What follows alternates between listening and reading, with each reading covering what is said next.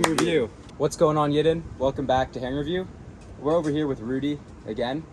Rudy, so you wanted seconds, eh? Always. You I mean, wanted to come back and you try had such more. good herring. I wanted to try some more. This is crazy. Like 2 years ago, Rudy was pretty much, he still is our biggest guest we've ever had. But 2 years ago, that was basically when Gishmak Herring just started. Since then, we did 3 merch drops. Probably reviewed every herring in Toronto. At the time, like, what did you think about what we were doing? I think it's really cool. I think a lot of people do interviews. It's very standard, very dry questions, and you try to make it fun and bring two things that you love, both Israel, the Jewish people, interesting topics, and herring. 100%.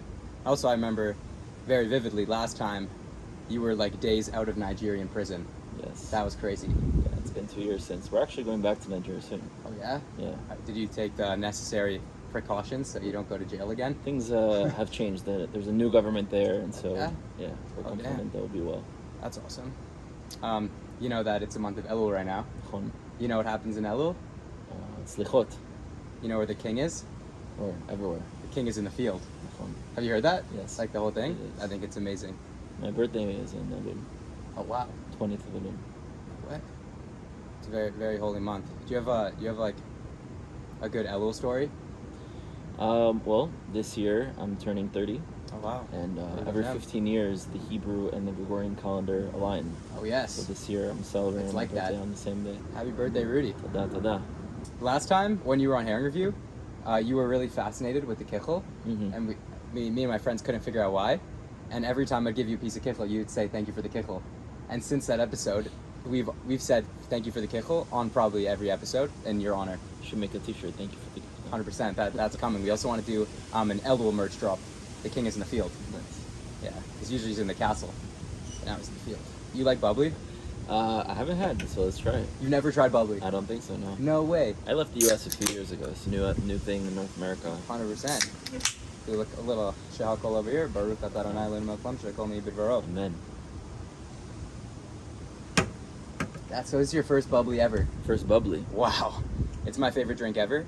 I think, This flavor? yeah, this is the best flavor. Like, even coming in here, Mhm. Boaz was like blackberry, 100% best flavor. I think the flavor's not too strong, but it's just perfect. Yeah, it's good. And the Yidden love bubbly. They Any do. shul kiddush for bringing, you'll see bubblies all over the table. Yeah. They love bubbly and they love their bubbly. That too. And I was thinking, like, if I have bubbly in every video that I do, they'll sponsor me one day. Zot Hashem. So, Is it a Jewish company? no, I think they're actually owned by Pepsi. Oh. Yeah, but okay. So in the last 2 years, did you have any herring? Since you were here? Yeah, it's usually at Shabbat dinner and stuff Oh like yes. that. When you eat herring, do you think of us? I do, but No way. I've never had as good herring as you guys have. Today we have fire herring. Yeah. Rudy, that was an amazing segue. Could we have the herring and the kichel? Thank you. Thank you for the kichel. Yep. It's a great shtick. And the herring. So this herring, we got Jaime's sweet and spicy herring from Bubby's Bagels. They use real maple syrup. It's the real deal. We got some sesame seeds in there too. So how long does it stay in the maple syrup? Look at this. I don't know. I don't really know much about the herring making process. I just review it. Do a little mixing action. This is, like, are you not going crazy right now? I'm really momish excited. Eden herring in Elul. The king is in the field. Herring is in the bowl. Here you go, Rudy. Thanks for the kichel. You're welcome for the kichel. Thank you for the kichel part 2. Alrighty. After you.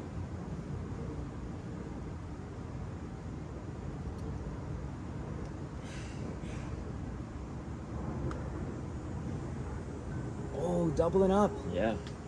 We're gonna Oh, go. yeah. We're gonna go. You know, our people, we wrestled angels. We need the protein. Chon. It's my Hebrew name, Israel. Israel Meir Levi. Chon. Remember, also a Levite. Ephraim ben tribe. David Cohen. Baruch atah Adonai Eloheinu melech haolam b'rei minei mezonot. Amen.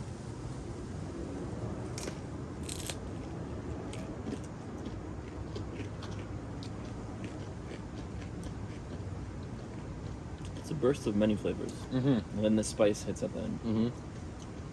How good is that, though? It's very good. It's fire. Yeah. What's your message to all Sfardis who are anti-herring?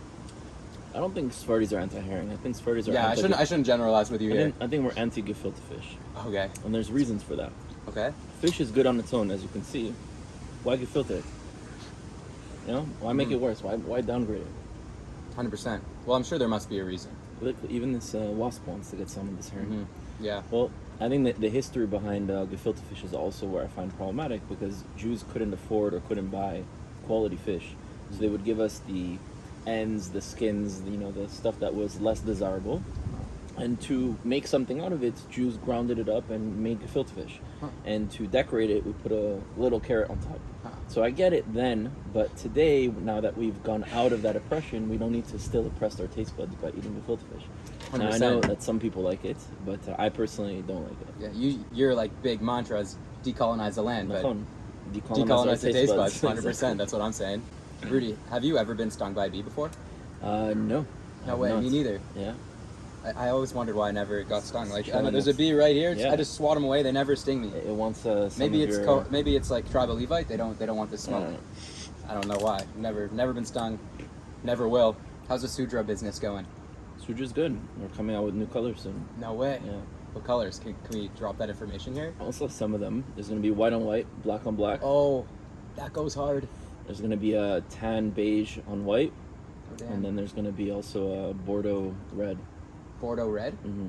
What's Bordeaux red? Bordeaux is like a dark purplish red. Oh, cool. And then white stars on top of that. That's awesome. One time I saw someone in shul with a Sudra.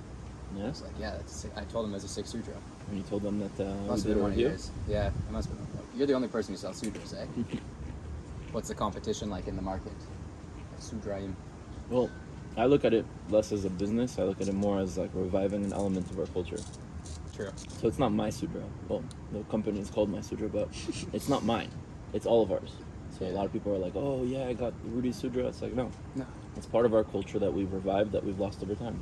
And you know the history of the Sudra. I don't. So you're wearing a kippah today. Yep. If you were be wearing a kippah 2,000, 3,000 years ago, your ancestors would be like, what's on your head? I don't get it. Because back in the day, we either wore it like this, or we wore it wrapped around our heads completely. And that was the way that we'd cover our heads. Now, how did we transition from a sudra on our heads to a kippah? Well, Jews in Europe were persecuted, and in order to hide our identity, we took our tzitzit and we tucked it in.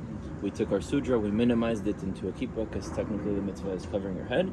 We put a hat over it, and we dressed like goyim. That's why the black coat and the white shirt and the hat is symbolizing how goyim used to dress at the time. Really? And now goyim don't even dress like that. Nachon, because we froze everything with the Khatam Sofer, which is actually an ancestor of mine. No way. And we froze everything because of the Enlightenment era and a lot of reform stuff that was happening, so they decided to freeze, and we've been living that way ever since.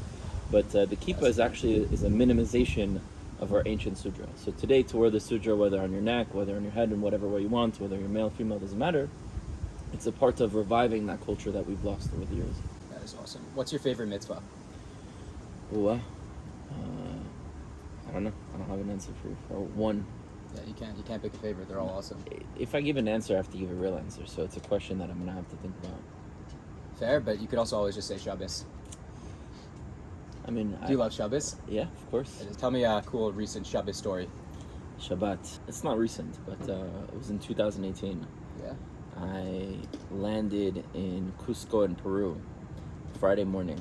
It was maybe 9 in the morning, and my Airbnb check-in was at 3 p.m., so I had some time to kill. Mm-hmm. And so I went to the Chabad house, dropped off my stuff, met the Chabad rabbi, and he was a former paratrooper. So to meet the Chabad rabbi who was a former paratrooper is a pretty cool thing, maybe cover it. Yeah. Good idea. So we get to the Chabad house right away. I connect with the Chabad rabbi, went back to check into my Airbnb, came back for the Shabbat, and I'm naturally an introvert, so I was expecting to not be noticed, not be recognized. Finally, I'll be able to come in and be incognito. But a few people recognized me and told the rabbi that I'm a big speaker and I've spoken all around the world. And so you know how Chabad rabbis are. They say, oh, you have to give a speech, give it the chaim, let's go.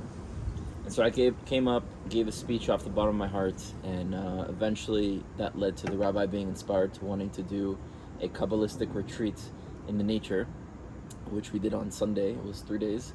And when we got there, he shared a lot of information about different plant medicines that he was involved with, which eventually we ended up partaking in. That's awesome. And that was a very crazy experience. But Shabbat is a moment in the week, 25 hours to reconnect spiritually, to charge, and to be with loved ones and people who matter and to disconnect from all the materialism in the world. So we invented the weekend, not the musician, but the actual concept of a weekend.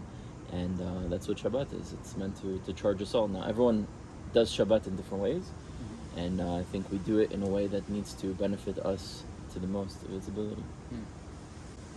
I love Shabbat.